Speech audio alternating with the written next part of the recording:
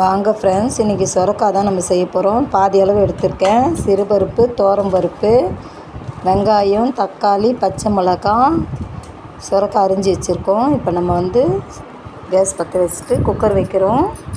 Cooker வச்சுட்டு நான் ஒரு சொம்பு தண்ணி அளவு ஊற்றிருக்கேன். அதில் துவரம்பருப்பு, சிறுபருப்பு சேர்த்துருக்கேன்.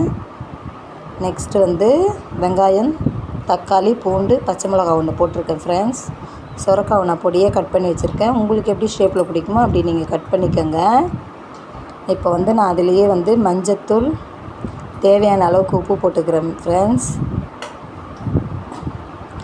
தேவையான அளவுக்கு மிளகாத்தூளும் ஆட் பண்ணிக்கிறேன்.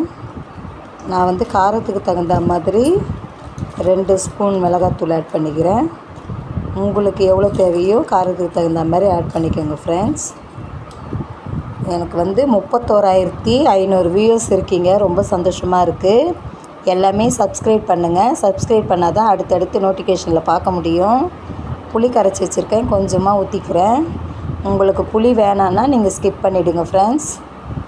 நான் புளி கொஞ்சம் கரைச்சி வச்சுருக்கேன். இது 4 விசில் விட்டுட்டு தாளிச்சிக்கிறோம். சுவையான சுரக்காய் கூட்டு தயார் ஃப்ரெண்ட்ஸ். பிடிச்சிருந்தால் லைக் பண்ணுங்கள், சப்ஸ்கிரைப் பண்ணுங்கள்.